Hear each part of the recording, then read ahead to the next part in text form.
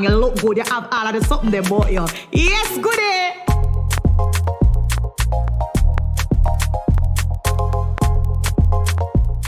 Hi guys, welcome back to another episode of the Goodgal podcast. And as you can see, I'm recording from my bedroom, so it's kind of weird talking to the camera and everything, because usually I have my amazing co-host Jody, but this is, as the title says, it's called Keep Going, and it's just kind of a story of my journey. I've been recently inspired to kind of do this video because of people asking questions about my baptism and everything there. So I said I want to answer some questions and I want to share my journey that I think is just about just keep going, right? So let's get into it. So who I am, right? So I would say that I'm very bubbly. I tend to always be in a good mood. I can get miserable. I definitely can get miserable, but I think for the most part, I'm usually a very friendly person. And I don't think I'm too friendly, because I don't think I'm friendly to the point where I'm enough, them people. But no, I'm for sure super friendly, and I love my friends, love my family. Like, I'm like, my family always says that I act like a mother to everybody, and I'm sure my friends would say the same thing. But and speaking of that motherly trait, I've always, ever since I know myself, I can't wait to be married. I can't wait to have kids. I know a lot of people actually, I'm excited for my wedding, of course, but a lot of people are excited for the wedding and not the marriage. I'm genuinely excited to be a wife and a mom, and I know that comes with a lot of ups and downs, but I genuinely think that's like one of my purposes in life. To I can't wait to have my family to take care of and all of that. So yeah, from my parents' perspective, my mom and my dad are still alive, thank God. I have growing up, daddy's my best friend still. Growing up, me and daddy have been always super close. I think daddy is one of those people who I can say, as a child, I remember being able to tell him anything and never feeling judged, right? So he's a very cool person. Like, everybody can talk to him. Anybody who meets him always has like a very good perception of him and all of that. And I think I get that side from him. And then mommy is very creative, and she's very good with her hands, and she has like this creative mind, and I think I get that from her, right? Because she's really good at painting, drawing, like creating arts and crafts, decorating. She used to have a decorating business, making gift baskets, floral arrangements, that type of thing. And yeah, so I think I got the best of both of them. I won't say I definitely didn't grow up underprivileged. I grew up, for sure, I don't want to say rich. For sure it wasn't rich, but I would say I was privileged, as I say, because I never wanted for anything. I didn't know what it was like to be hungry. I didn't know what it was like I didn't take the bus. So I guess depending on who you talk to, I grew up in a more privileged type of setting. um all the way up until university. My dad covered that, making sure that I went to university. I got a scholarship to go to UWI, actually, through my stepmom. There was a bank scholarship opportunity, and she introduced that to me, and I didn't pay for university. Daddy bought my first car. So I won't say like I've had a good life. Like, we never have them struggle story there, but there was a lot of ups and downs in terms of living in a separate household from you with your parents, and I think it had the opposite reaction for me, because a lot of people, they grew up in a I guess the correct term would be a broken home, where your dad lives outside of the home or your mom lives outside of the home. And my opposite reaction was, okay, no matter what happens, I always have to create a nuclear family. I remember learning about that in social studies where, a mom and a dad was in one household, and going around my friends who had, a nuclear family where their dad and their mom was in the house, and seeing that synergy, I think I've always admired that for myself. So it had the opposite effect on me, where I was like, oh, this is okay. I actually was like, no, I actually want to see a two-parent household. I want to have a husband. I want all of that, right? The whole spiel. So that was kind of, and growing up, as I said, me and mommy's relationship was always a little rocky. There was a lot of back and forth. Things weren't easy. There were a lot of things that happened and all of that. So I won't to get into, but you know we made it through, and we're in a really good space now.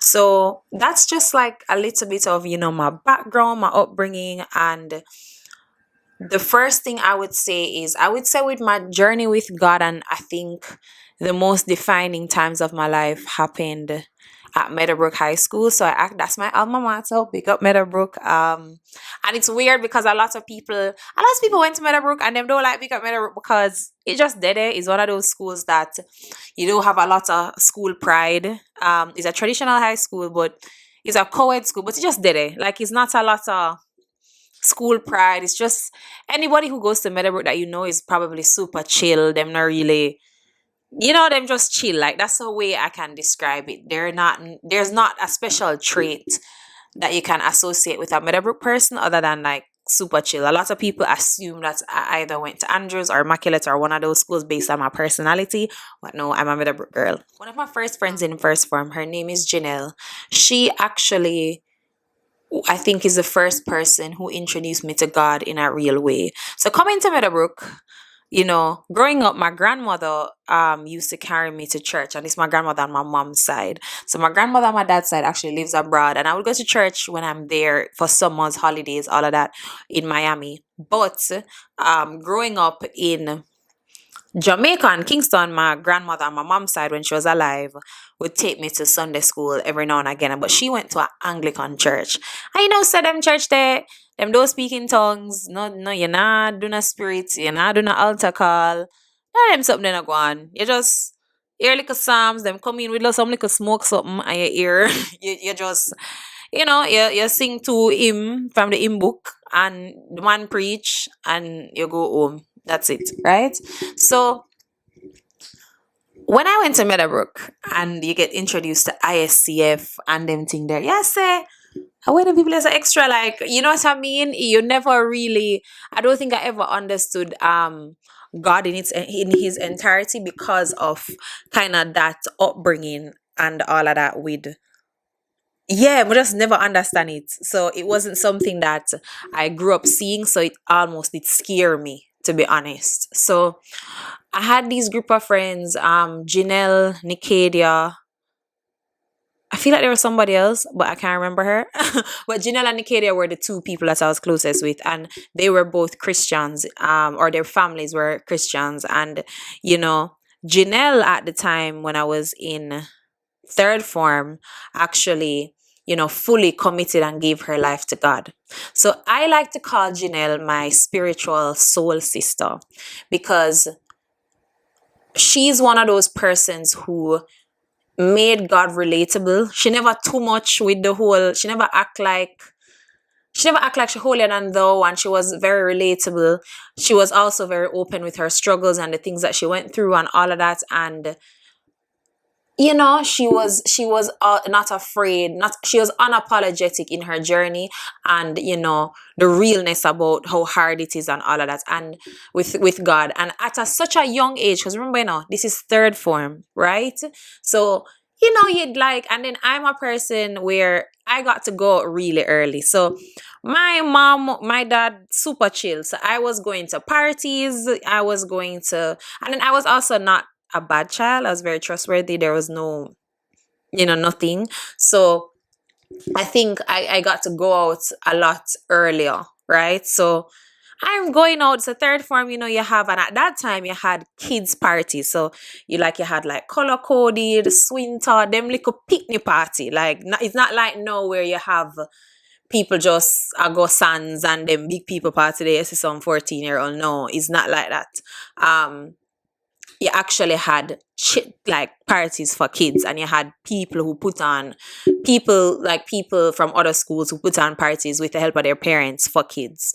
Yeah, so I remember, just living my life, and you start, go out and all of that. And this is Janelle came to me one day at school, and she said, she had a dream that me and her were going to hell.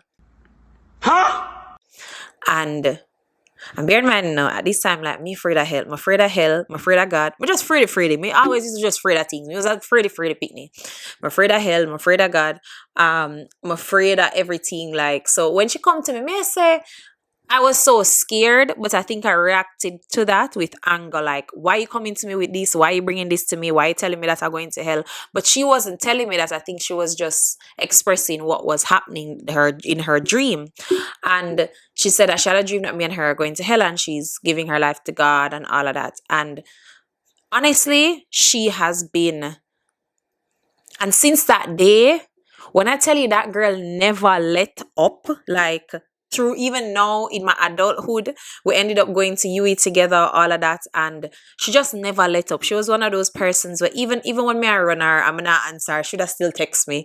Even when me I say whatever, she would just literally, and she never too much. It never felt overbearing, like, yo, I want block her, It was always, and she was, even when me not answer, and then 3 weeks later, I call her and I say, yo, to me, I got through this. She would always be there to talk to. And even to this day, she's still like that. And through her, I've received a lot of, prophecies and, things from God. I remember at a very early age, she told me that I would bring my family to God. And I'm like, and at that time, remember say, I don't know about God. Me used to go from Anglican church. I don't know nothing. Me not baptized. Me not go to church, right? Because at this point, my grandmother passed on. And me not go to church like that.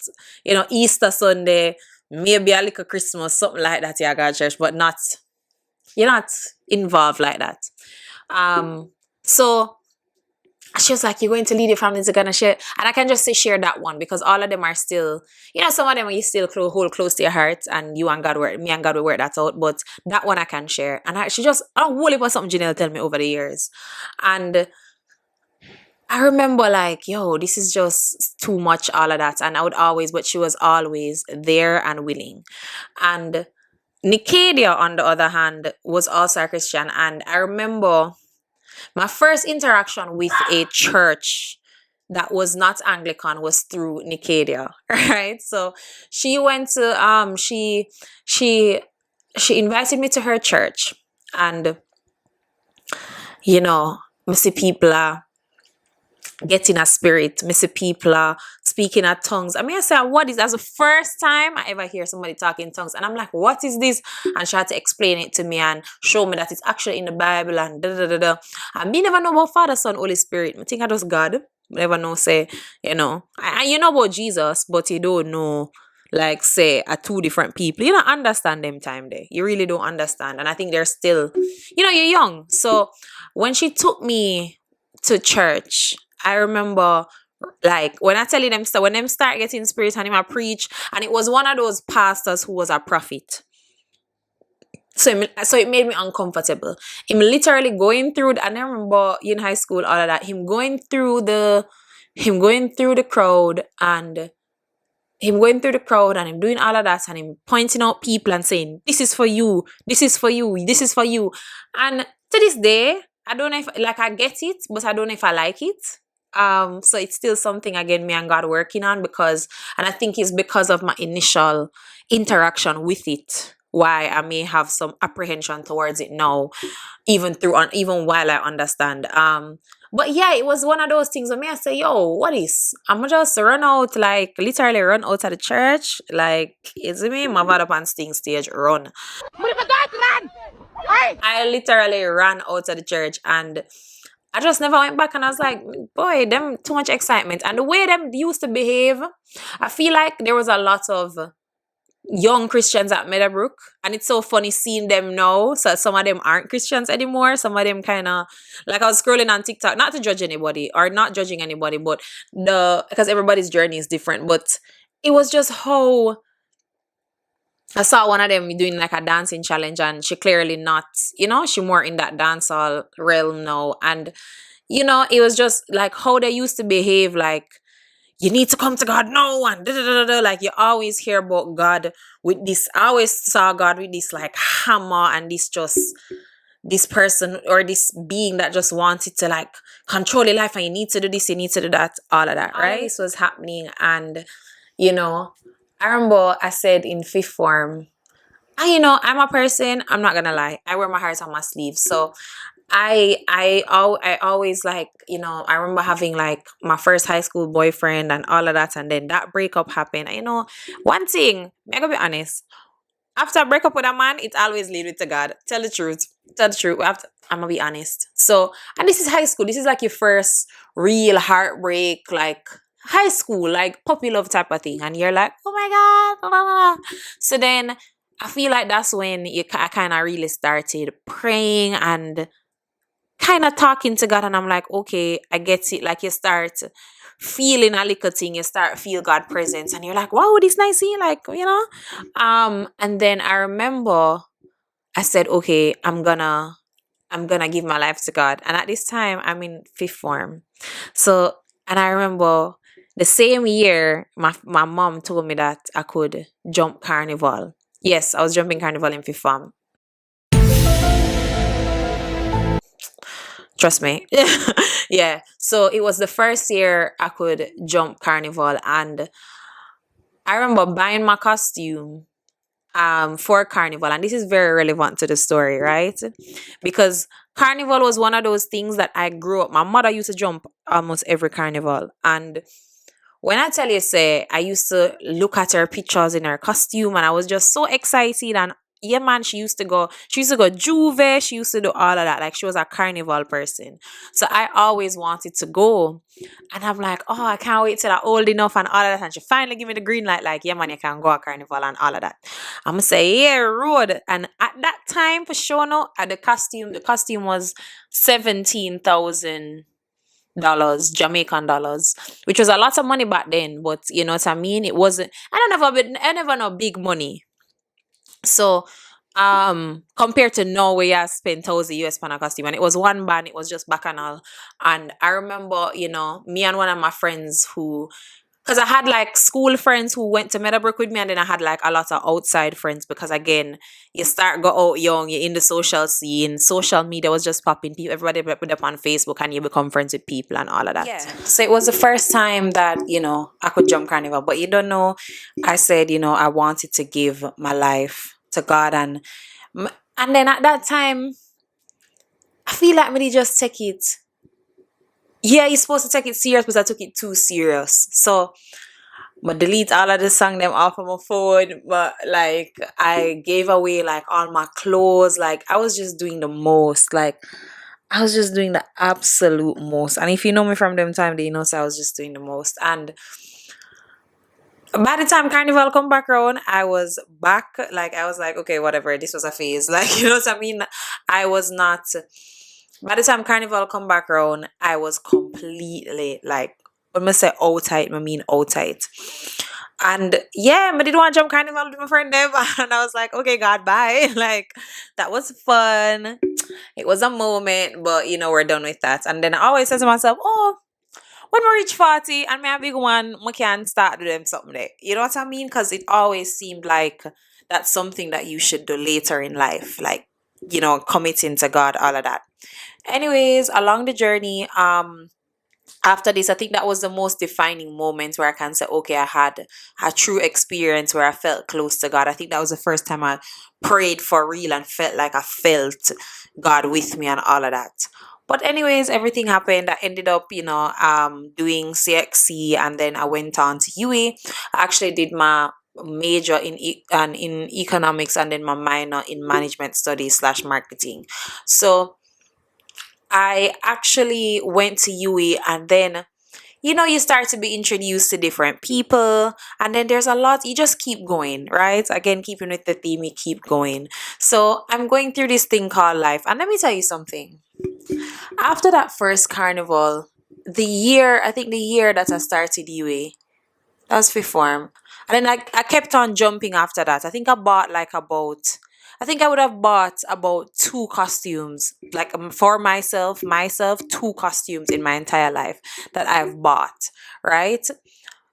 For after that, I started, modeling. So modeling was something I actually started to do from high school. I worked with this really big photographer in high school. His name is Courtney Chen. And after that photo shoot and my pictures went on Facebook, I started modeling for clothing companies and all of that. Cause that was like a little hustle back then, right? So the store them would have pay you for come model them clothes and all of that. And you know, so you're doing that, and you're doing photo shoots, and so when that happened, because of that, ended up when I started college, there was a band, that I think it was like the first band outside of Bacchanal, and it was called Jamaica. And then I started modeling for them, and from there I literally have never paid for a carnival costume since, because of the fact that I knew all of the people and I modeled, and I always got just a free costume because I modeled from. So Carnival always launches and the costumes always launch in November of the previous year, and then April is the actual Carnival day itself. And let me tell you something about how. And I'm not judging anybody who jumps Carnival, like live on a life. Everybody have their own journey, and I'm just telling you about my path. But the enemy will use the things that he knows that you love. I did love partying, but you see, carnival was my thing. Like soca season, I look forward to it. When may I tell you, I'm excited. I can't wait for we my battery rider shots and go on with myself and do all of that. I was genuinely so excited to do that. And no, I'm in this situation where I'm not paying for costumes. I'm not doing any of that. I'm modeling. Everything is good. So I'm going. But again, this whole time, there was a emptiness. And I remember being in university, going to U. At the time they had this hookah party. It was a Thursday. No, it was a Thursday night, because I think it was hookah Thursdays or something like that. And I remember it was like raining, heavy rain, and me and my friends said, "Oh, we're gonna go out and all of that." And I remember stepping outside and seeing the rain, and I was like, "But I needed to go out."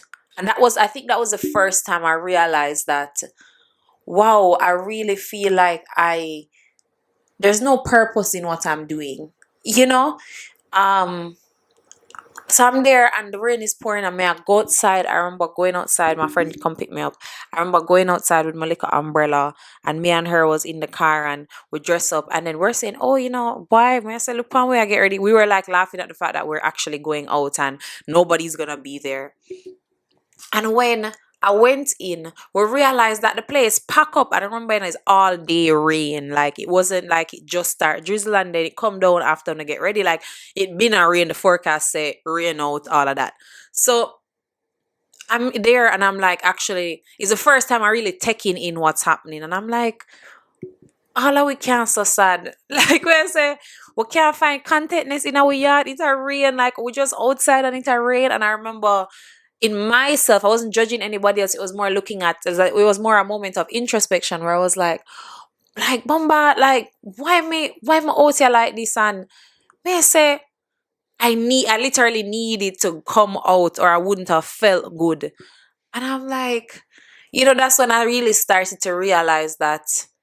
And I think I remember coming home that night and praying. And I was like, God, I don't know what go on and all of that. And I start to realize that while I'm going, God is keeping me. Right? God is like showing me himself in little ways. And then along the journey, you go in, you get some destiny helpers, you get some people who make you, see a different side of life. So when I started to go university, I became friends with my friend Chelsea and my friend Abby, because we were all studying econ and we'd study together all the time, and we became like really good friends. And Abby Abby was a 7 day Adventist, and it was my first time meeting like a young 7 day Adventist. 'Cause every 7 day Adventist me didn't know all.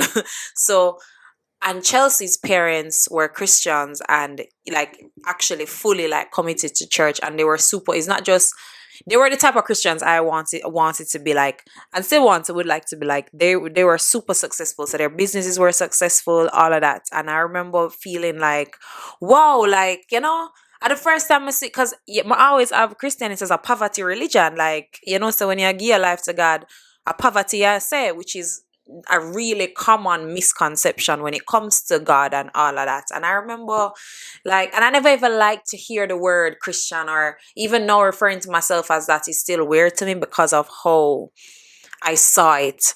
But again, there's a lot of people and a lot of situations that have made the faith look bad. But when you really get to the true essence of it, which I'll get more into in this story, you realize that nah, it's not the way you think.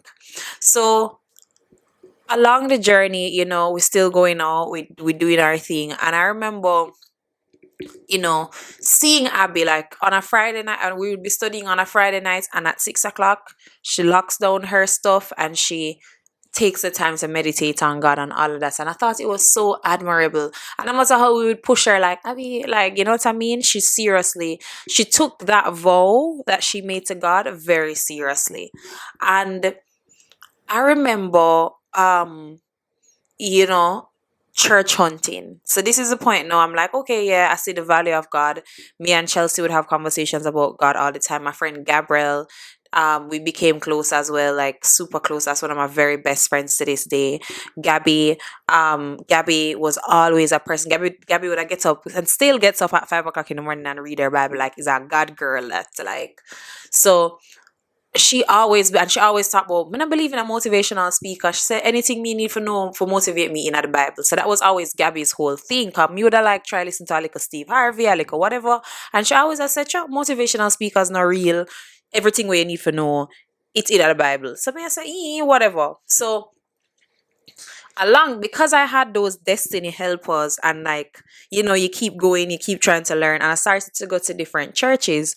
So I remember I said last time I said I run out of church, I started to try and go to different churches. My friend Dana, again, another destiny helper, I think, she carried me to her church. And then I remember her pastor, she had a female pastor, and it's the first time I was seeing that. And her pastor said, you know, to tell me that, I have so much, I'm a good person and I have so much love, and she can see there's a light attached to me. Janella tell me this from me a picnic, and me I say, Lord God, another person, you know what I mean? And I'm like, okay, there's clearly something that God is trying to show me. There's clearly something that's trying to be done. But again, you still live your best life, my out, you're in your relationships, you're doing all of that, and you're having sex, and you just live your life. Like, you're living what you think is a normal life. And I remember my friend, and you church hunting, right? I remember, so one of my best friends, Jen, you guys must be like, oh, no, you have enough best friend, but I have enough very close friends. I've been blessed with friendships. So my friend, one of my best friends, Jen, she actually carried me to this church. So everybody always talking about Swallowfield, but I've never gone to Swallowfield.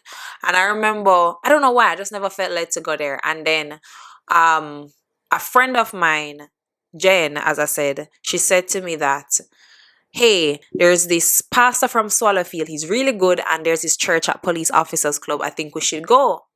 And I was like, okay, girl, no problem. We can go together. When we went, it so happened that somebody she knew personally was sharing his prophecy. And when I tell you, say it was nothing like I've heard in a church before, in the best way. It was so real. It was so honest. It was just like the man just say, yeah, man, me used to smoke, me used to drink, me used to, man, like him just talk, like he was just very honest, and he still keep it like church where you can hear it, and it wasn't too much, but it was just raw and real about his journey. And I remember thinking, wow, like, we would like this can share in a church, like, you know what I mean, because I've never experienced that. And then the message and the pastor did just radical, like, still to this day. His name is Pastor Dwight Fletcher, head of Transform Life Church. They're now at 63 Hagley Park Road, and that church has been, from that day, when I tell you, that church has been pivotal in my journey, because Nobody now watch nobody at a church there. Nobody now watch nobody close. Nobody now watch nobody do nothing. Like everybody come, them receive God, and that's it. And if they need to intervene, they'll do it in the most respectful way. I have not to date, like obviously, every church has their kings where they have to work out certain things and you're learning and whatever. But I have not had a bad experience with that church. When I tell you the people in that church, because the people make the church, the people in that church they focus on God first, and them really make it easier. Because let me tell you something, and when you hear me talk, me was a skeptic. Me used to think Christian people mad and them extra and them I do the most, like we are once a far, like me, like we are getting a spirit, or the spirit never yet catch me, or me never yet feel. So like when I tell you, so I was just the biggest skeptic because it just never make no sense, right? But you know, faith is belief in things unseen and belief in God. Even though you may not, you may not see it at first, He gives you signs that He's there. And throughout my life, it's like, as I kept going, I realized Him there. And since I went to that church and I felt comfortable, I started to go every now and again. Every now and again, some Sundays when I wake up and say, somebody need to go to church, and I would go. Then I graduated university, happy, happy, happy. But still, you the life, you live your best life, you do your own thing, you party, you live your best life. And I remember, even, and then it's so funny how kind of even in everything that you're doing, you realize God is around you. Because I was around my friend, Brittany, my best friend Brittany, and her family a lot, and they actually, her mom is a Christian, and that hear little things, and I don't even know if she realized that, like, I would pick up on little things by just being around her family based on the conversations, because her family is very open and them talk to each other, and them, so I started to pick up on little things, and I was like, oh, okay, like we would have conversations. We had a conversation, a very in-depth conversation about God once, and I think it made an impact on me. So every now and again you realize little things, and how God is like just working out the puzzle pieces of your life and doing Him thing. And I remember going to CPJ, and like this was my worst experience working. And me and my old boss, super cool, but the environment just was not a great environment. So I started to work there. I never loved it. It was very stressful. But I liked my job. It's just that the people that I had to work with sometimes were just, it was just very hard for me. I would cry every day. I would cry to my friends. I would just cry every day.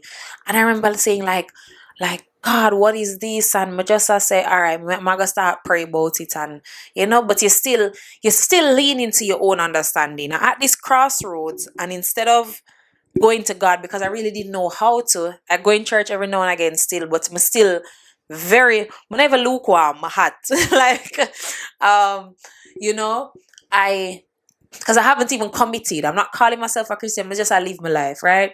Just a breath and I go on. And I remember saying, no, man, this, I don't understand why mafia do this job and may I go through all of this. But along the way, as you keep going, you realize that certain things are for purpose. Because three of my really close friends now, the person who I do the Goodgal podcast with, Jody, I met her at that company. And two of my other close friends, Ashika and Denise, I met them at that company. So if I had not gone there, Goodgal podcast probably wouldn't be here. Probably wouldn't even be able to record this video, because I wouldn't have had a platform. I wouldn't have been inspired. I wouldn't have had like-mindedness to create a podcast with Jody. You get what I'm saying? So it was just one of those things where it's like you look back on it now and you can laugh and say, but when you are going through it, it's like, why me I do that job here? Anyways, when all of that happened, I then they ended up leaving and going on to better jobs, and then I was the last person to leave, and again at this point, instead of seeking God, I'm like, no, I need to leave, like, and I just need to leave this company. And you hop, them say you hop out of frying pan and hop in a fire. And it wasn't that the companies were bad or the jobs were bad. It just, when something is not for you, it's just not for you. Ended up going to this cannabis company. It was a startup, they're just launching. And I remember being like, oh my gosh, like couple months in, this is not the job for me. I need to start job hunting. So I'm job hunting again, job hunting. Then boop, COVID. Hello? COVID comes and I've been job hunting for months and I haven't heard back anything. And me I tell you, say me I drop off, me I drive, go drop off resume, me I send email, me I do all of this, and I'm like, oh my God, did I make myself not marketable by coming to work at this company? Did I do that? I like, because you're coming from a market, coming as a marketing, you're coming from a marketing executive, and then you're going into like being a sales rep at a cannabis company. And yeah, so it's like sales and marketing. So it's like you're there like, what is this? You know what I mean? Like maybe did you and you have these questions. So at this point, I got introduced to another destiny helper, right? Right. So we used to go to the gym. So when I was in university at some point, I used to train with a trainer, Supreme Fitness. Big up yourself, Andre. And he actually and then Andre actually had, Andre have like him Supreme Girls and like Holy Pot Different, which is like all the people who train with him. He's one of the top trainers here in Jamaica. And there was this girl, Kerry, and I used to see her, but I never really. It's not like we had a problem, but we never spoke to each other. Like we never knew each other to talk to each other. So it would always just be casual, like hello, general, hello to the group, all of that, right?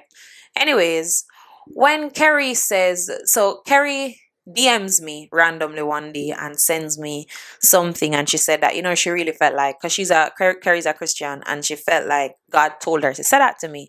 And I was like, that's crazy, because I'm going through this thing, I'm looking for jobs, and then COVID lick me feel defeated, me feel like people are lose them job left, right, and center, and boy, look like me I gonna get no new work, and and at this point mommy's actually unemployed, like she's out of a job, right? So she have her way of earning and all of that. It's not like she was, she's not fully earning, but at the same time, you are the only person working in a household. It puts a little bit of pressure, and not that she was putting pressure, but it just puts up pressure because you want to do better for the household, all of that. And I remember this is the first time I can say that, like, I hear God telling me to do something. So I keep praying and talking, and Kerry guiding me, and we're talking, and I hear God say, leave my job, right? This, grant you, this is COVID, this is 3 o'clock p.m. lock off. Like, you hear what I said? 3 o'clock p.m. every Sunday lock off. In the day, 6 o'clock p.m. People are drop down, people are lose them work, all sorts. Like, the world just was in chaos. And in all this chaos, every day I'm on Twitter and I'm seeing people lose them job. At the time I was on Twitter, and I see people saying them losing them job, da da da da da. They're scared. People getting laid off, da da da da da. And I'm like, God is telling me to leave my job, and it never made sense because I didn't think it was God at first. I'm like, Ciao. Anyway, so so this is like 2-3 weeks I'm pondering on it, and then I had this very strange inclination not to tell anybody. So I'm like, I'm not telling anybody about this because it's not gonna make any sense.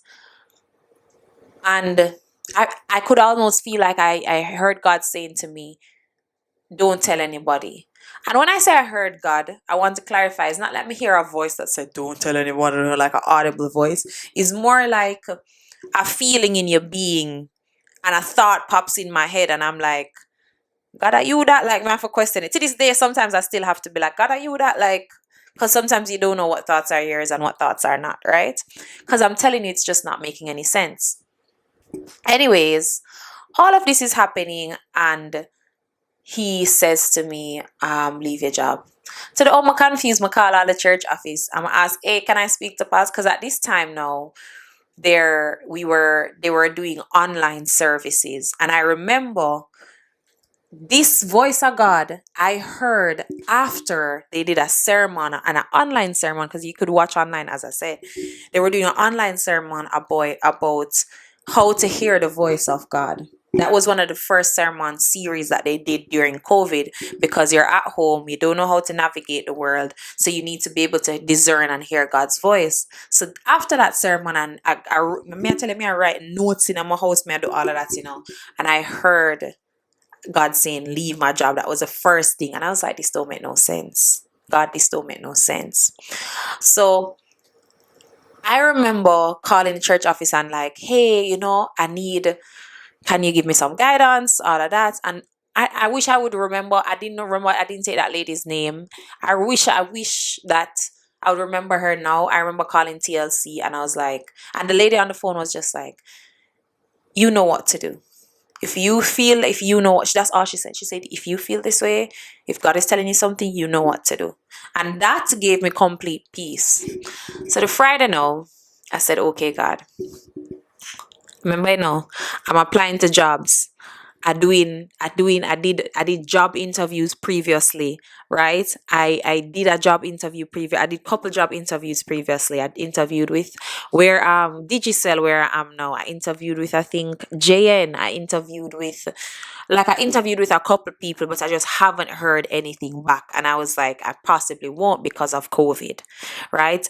And all of the interview, especially, you see the Digicel interview, especially, I thought I tanked that interview because, and initially, and again, that's how you need to just keep going, and God will kind of put things in your path. Because Jody, who I would not have met if I did not go through what I went through at CPJ, was the one who sent me the link to the job. And I was like, "Jodes, I'm underqualified. I'm not gonna get through with that." And I remember being like, wow, you know, okay, I'm just gonna still apply, right?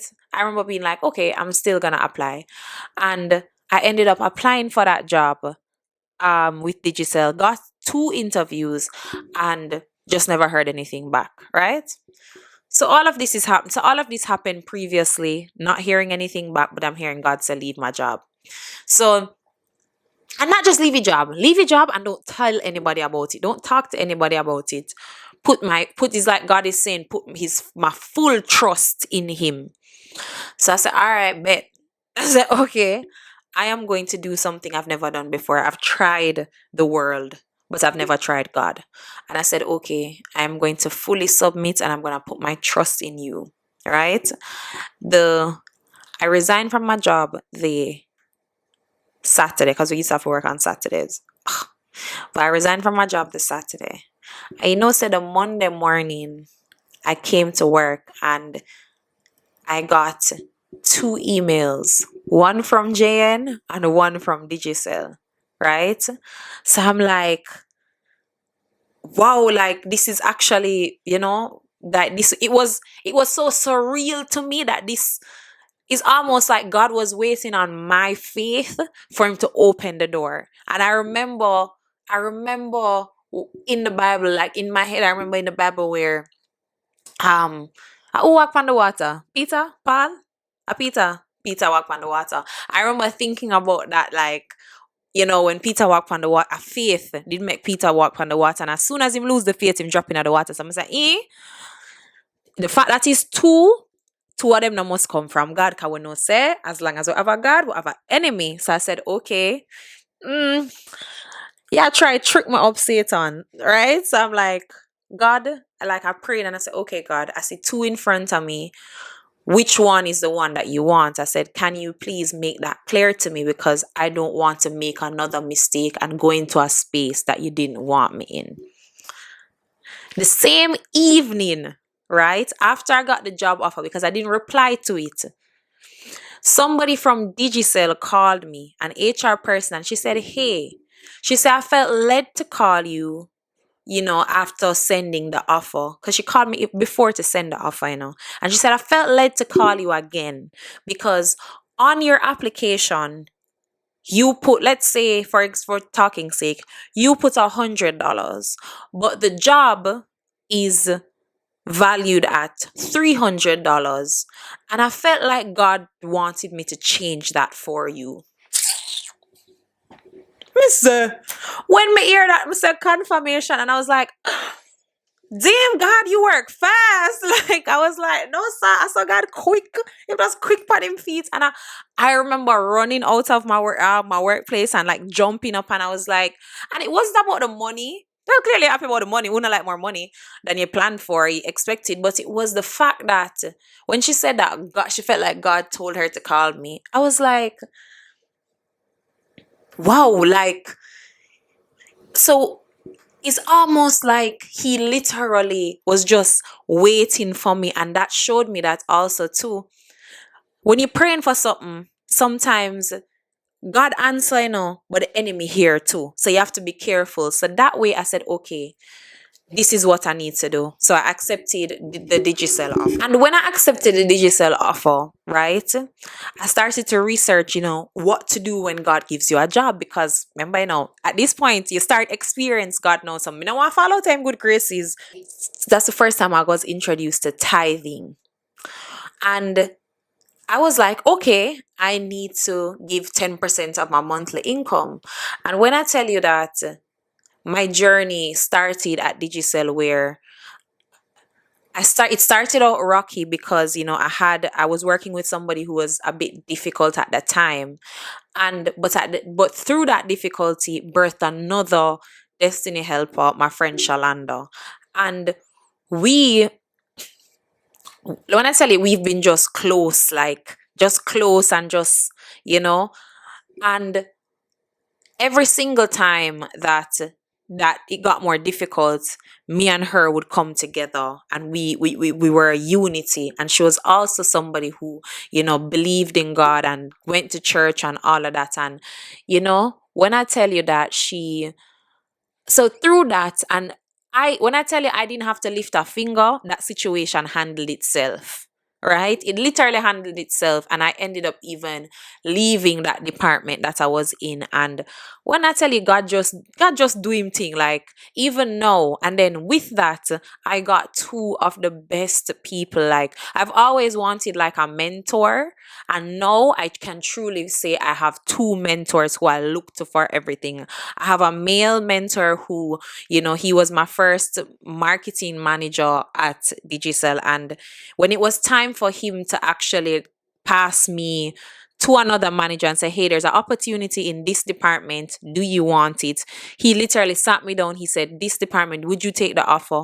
And he did it. And now that's the role I'm currently in. And the manager I have now, oh, she's amazing. I don't know if they want me to call them names. So that's why I know my friend them not gonna care, but I don't know if they want me to call them name. But when I tell you, that lady is like, she looks out for me. She, and even the just the people at Digicel, the people that I've had to work with, the privilege, like, I genuinely love working there, right? I genuinely love working there. I love my job. I'm passionate about the product. So when I tell you that God knew that I needed to be there, right?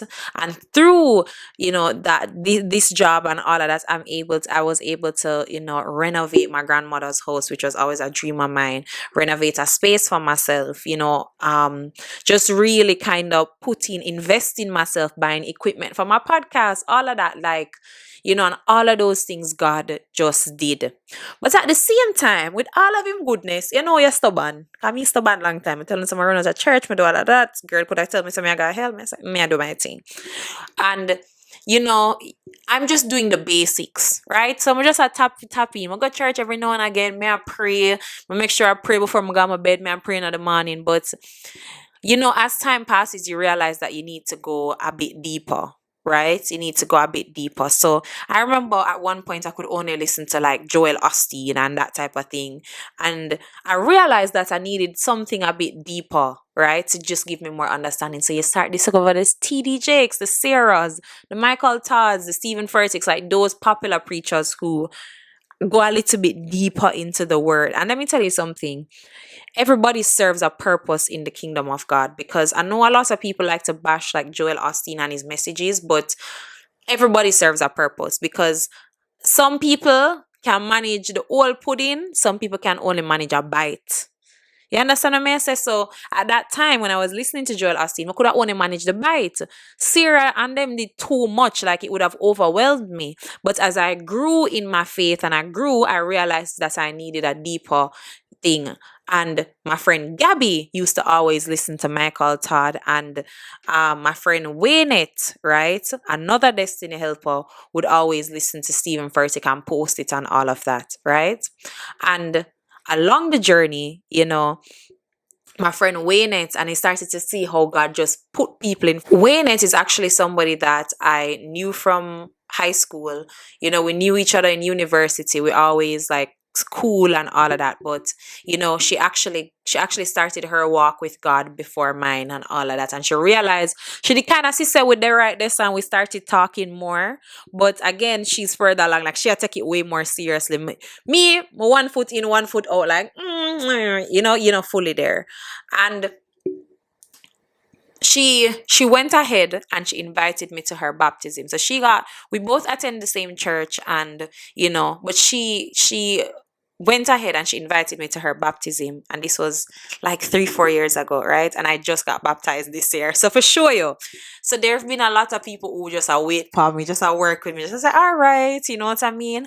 And she invited me to her baptism, and that was the first time I've seen, like, in person, a baptism. And I was like, okay, it's not that bad, all of that. But I don't know, the baptism did just hard for me to come by, because it did just seem like the end of the world, like me I fully give up or give in. It felt like I give up, like it felt like I was giving up my whole life. And yes, I did do that, but at the same time, I didn't look at what I was to gain more. So, because of what I would have experienced with my testimony and, getting those two things in front of me, I'm thinking, God just working out everything. He gave me the job. I'm starting to fix my home. And now I'm saying, the man. You understand? Because I tell you, I always want little and married and have the picnic them on the house. And I say, so God nice. Him not really need much. Me I say, God don't need much. People are going like, this hard. This not hard. Christian life not hard. Like, and I still, at this point, I'm still not calling myself a Christian. Like, I'm like, okay, yeah, man, I'm a believer. And when I tell you that I met like these two really cool, really down to earth guys. One of them was just like, we're just super cool talking as friends. And one of them, we started talking on social media first and all of that. And one of them I met in person for the first time, and then we just started speaking. So let's call one A and one B. So A, I liked A more. I'm gonna be real. I really liked A, right? A was the one I met in person, and we just started speaking and we hit it off. But B was a slow burn, but he seemed sweet, and he was just more interactive. And I was like, and then I found out some stuff about A in terms of, and then again, we weren't speaking for a long time. We were just probably speaking for like a week or two. And we just hung out, I think, once or twice. And then I was like, no, me and A not gonna work. So, and then when I went, so I hung out with A first, and then I went on my first date with B after me and A kind of just like, and the first date was okay. I wasn't, and I was like, after the first date, I was like, why should I go with A, like, like, A look like him up more, so I was like, it's still back and forth in my head. But then I went on a second date with B, and it was just so romantic. Like, it was a drive out, and we had food on the beach. It was just so nice. Like, it was just like everything I could dream of. And I remember like driving home from the beach, and I was like, oh my gosh, like, this is my husband, this is the guy I'm gonna marry. Like, little I'm fool. So I really thought, no, but seriously, I thought everything was just falling into place, and I'm like, finally, the song was like, finally it's happened to me. Like, I was like, yes, so.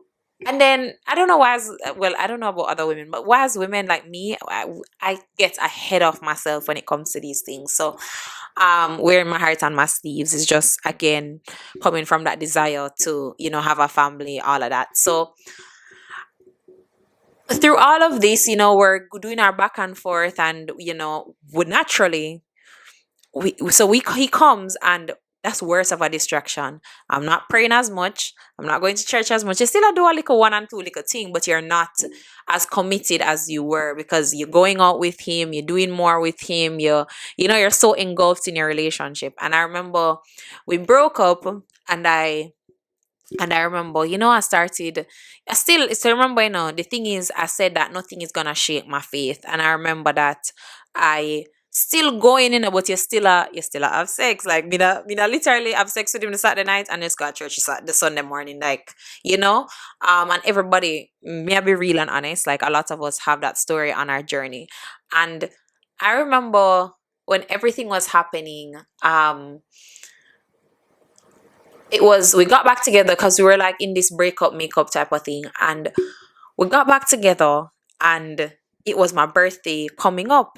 So this is where, the people that God puts in your life check you. So Waynette calls me and she's like, again, remember, so Waynette at this time is like, remember, she invited me to her baptism. She's more of, we're super closer now, but she was more of like my church friend back then. So I wouldn't necessarily, so it's not like I'm talking to her about B or who he is or anything like that. So I'm not talking to her about my relationship. I'm more talking to her about God and things about church or little things, right? And again, I'm an infrequent church goer. So, and at this point now, I'm just really listening to church online. Like them open back. Remember, COVID kind of garnish now, and ish, 'cause it's still there, but you get what me I say. And I'm just listening online, right? Although you're supposed to go back in person, but I'm listening online. And I remember she called me before going down for a birthday trip with B, and she was like, you know, um, God said to tell you to let me choose. Bear in mind, like, I expect things like that from Janelle. Because Janelle always, from a young Janelle, I do them someday. Waynette has never, ever, ever, ever, ever, ever, ever done that. Like, she's not. So she said it's been a feeling that she's been having, she really feeling like she hearing that, like, let me choose. And I was like, boof. Like, it just boof me. And I was like, me say God, like, him can change. Him have potential. Him not a pickney. Him successful. Him da da da. Like, I'm listing all of these things that make him the guy for me. Like, I'm listing this to God, right? And I'm like I heard her, and I'm like, okay, thanks. But we still up at my back and I got my trip. You know what I mean? And because one thing about me, remember I can know something. It's when I'm in a relationship, me have a fighting spirit. I'm not left you. I'm not leaving you. Like, we're gonna work it out, we're gonna stay together, and we're gonna fight it out. Yeah, man. Shut your stupid. We're gonna fight it out and we're gonna work it out. So that's how I was at the time. And I think I still have that fighting spirit, but I think now I'm understanding that needs to be saved for my marriage and the right person, right? So again, I was letting my passions and my desires control me and just thinking with my flesh. And I remember him, so go on this birthday trip, all of that, everything is perfect. And then when God don't want you with somebody, you're not going to be with them. And I remember we ended up breaking it off in December.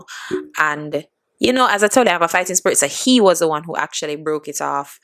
And I remember being like, okay, it shook me and I was sad and I was hurt. But there was a shocking peace, because the peace came from God saying to me through Waynette that to let him choose, right? And I was like, this means that I'm not supposed to, this means that I'm clearly not supposed to be with this person in this season of my life. And I remember I said, okay, so that December, I remember saying, okay, God, I made him a promise. I said, I felt like I needed to go back physically into church. And I said, no matter what I do, Saturday night, I'm going to go to church on Sunday. And I kept my word. So I just started to go to church every Sunday, All of me and go home 2 o'clock in the morning partying. And it's like slowly but surely, all of these things started to trickle off. I wanted to go. Because I know I have church, I have to go to church on Sunday. I need to go home earlier. So I'm not doing as much late night events, my taste start changing, like all of these things start changing. And because of what I'm hearing at church and not wanting to feel left out, not wanting to understand, I start to read these different Bible stories, and I start to look up and start to write down, and everything just kind of, it really, really, really, because you always hear growing up, seek ye first the kingdom of God and everything will be added on to you. And it never made any sense. But it really is like, come to God, He will give you what you need. Everything will drop off naturally. Like, He will do it. You asked me years ago that, and tell me that I would be in the place where I'm now with God, like serving Him, praying, doing all of that. I tell you, you're crazy. Like, it could never be me. So when I started to go to church, and I remember Carnival come back around, right? And I told you Carnival was very relevant to the story. So if you've made it to this far in the video, you know the initial story about Carnival. So I remember modeling again for Carnival, and I remember modeling Saturday night to going to church on Sunday. And I remember being like, oh, I feel like such a hypocrite. Like, and I posted that in my close friends. And somebody said to me, no, everybody has their own journey, everybody has their own path. And it reassured me. So sometimes it's not always, quote unquote Christian people that give you, that God uses to minister to you. So it's like, I just heard like, keep going. And she said, I think she actually said, keep going, right? And he's the most unlikely person you think of. Actually, it was, I can say it was actually Shanzi. So like, big up yourself, Shanzi, because that meant a lot to me. And she told me to like just keep going. God knows your heart. Like, don't worry about that. Everybody have their own path and journey. She reassured me of that, right? And I remember, so you just I kept going. And I remember on so leading up, Carnival is in April of the next year, right? So that message or that communication would have happened in November of the previous year. So you still going to church, you doing anything, all of that, you're single, you're living, you all of that. And I remember now, you go in church every Sunday. You promise God you go to church every Sunday. And Carnival is held on a Sunday morning. So you can't do both. It's either Carnival or church, right? I may say blow. But say I wanted to jump Carnival, right? And I remember saying, okay, I'm going to jump Carnival. You said I put on the costume. First of all, I have a costume problems when I have. I never get my wings or nothing. You said I put on the costume, I felt naked. I'm a person who love my body, like love my body. And when I put on the costume, I felt naked.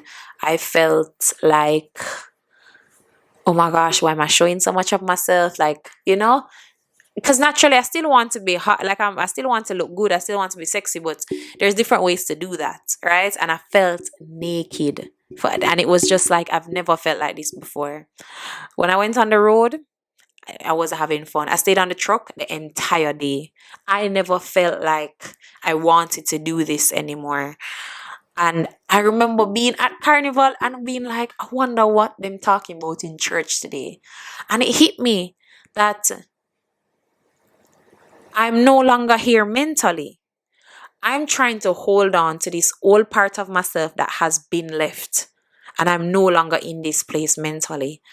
And not judging the people around me or anything, but I just wasn't there anymore. And the next week I went to church. And me, I said, boy, they're going to chastise me. Nobody, my friends, all of these, when I took a church with me, all of my friends, none of them chastised me. They treated me like normal. Everything was normal. And they didn't make me feel judged, right? They didn't.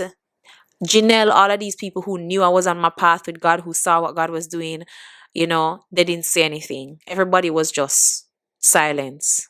And in that silence, through that silence, I realized that, what am I waiting for to get baptized? Like, what am I waiting for? So you guys saw me post my baptism on, if you follow me on Instagram, you saw me post my baptism in October. However, I got baptized in July, right? So I posted, so I got baptized early July. I got baptized on July 9th of 2023, and I didn't post it till October 4th, 2023. So that's July, August, September, October. So 4 months later, right?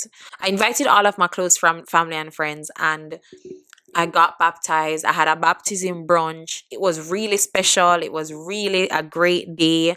And, you know, that it really felt like it was time. And but at the same time, right, again, you're baptized, and because I started walking the path before, I was ready to kind of give up certain things. So you start to change, certain things start to drop off. But again, you're not making the public declaration, because in my head I was like, there's a part of me that was like, and I knew it was like that thought came from the enemy to say, can you really do this? Can you really do this? Like, is it going to be like you did in high school where you go come back again? You know what I mean? And I remember waking up on my birthday and just praying to God and thanking Him for another year and feeling so grateful about everything. And I said, you know what? I'm gonna post. And when I posted, He gave me, and I told God that all I wanted for my birthday was to hear from Him in a way that I've never heard from Him before. He gave me a prophecy for my life that was so clear, so direct, and He did it through Janelle and another person on Instagram, Ashley, randomly, who they both didn't know. They know each other, but they didn't know that each of them were messaging me. So God was just really confirming. And everything Janelle said, Ashley said, right? And I'm like, did you talk to Janelle? And she's like, no, why? She was literally confused. And so I got a really great birthday because I made my public declaration and honored God. So hopefully after that video, yeah, I win $10 million. A joke. But you get what I'm saying? Like, so when all of this happened, you just keep going. I'm feeling alive. I'm feeling in faith. I'm feeling good. I'm feeling strong. And I remember, and my birthday trip was coming up. So we were, me and my two best friends, me and Gabby and Brittany, going to Mexico. And it was just a great planned trip, a lot of dinners, nothing to compromise my faith. Like, I felt like, oh, it's doable. It's not easy. And I have my days when I just want to cuss somebody off or whatever, but it's doable.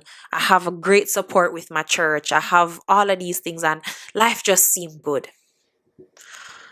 Went up for my Mexico trip, and I usually stay with my brother in Miami, to discover that, long story short, when I went up, and he's the type of person where he didn't like to share when anything was wrong. So I went up, and he was saying, just stay with grandma and grandpa. And that he never says that. So when he said that, I knew something was wrong, and he was like, he's in the hospital.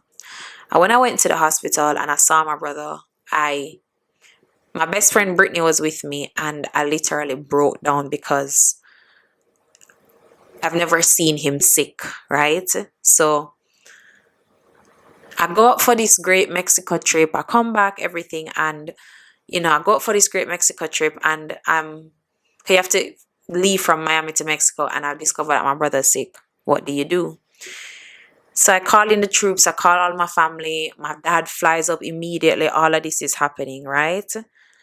And yeah, all of this is happening, and he can speak, and I'm like, okay, I'm not gonna go to Mexico. And he says to me, the last thing he said to me is like, he said, no, you need to live your life. He was like, you need to go to Mexico, you need to experience this, because he's a person, he traveled a lot all over the world. He's been almost everywhere, and he believes in traveling and all of that. And he said, one of the last things he said to me was, live life, enjoy it, live it to the fullest, go take the trip. He was like, come back and show me pictures. And it ended up that he passed in the hospital. And the last couple of weeks, funeral planning, all of that. And this happened a few weeks ago, and it's almost like my birthday happens. God gives me this amazing gift. He tells me, things are going good. I'm baptized. I'm trying to walk in faith. And then this thing comes and it just hits you. But again, I hear the voice of God saying, keep going. So the day after, we found out that he had passed away, I brought my family to church with me because I feel like my church has given me the most clarity. And when I tell you that, the people at that church, when they heard that my brother passed, because I was asking for prayers from different people when he was going through his illness. And when I tell you that, they literally were so good to me. They weren't too annoying. They weren't too much. They were just praying. They were just, even when after he passed and everything, they were just such great community in this season, because I'm still going through it, because it's still super fresh. And it's honestly a story, or it's honestly a journey. And it's honestly a journey about keep going, because I may not understand why this has happened. And, it's so funny because right now, at one point in church, they're doing a series on healing, and they're talking about that, we are seeing things through this little lens while God is seeing it wholeheartedly. So I may not understand why he was taken away from me. That I'll never get to see my brother again. But I know that God is working. And I know that through my misunderstanding, there is a God that is there, that is real, that has my back, that loves me. And that faith cannot be shaken. So that's my journey. That's my testimony. And I hope you enjoyed.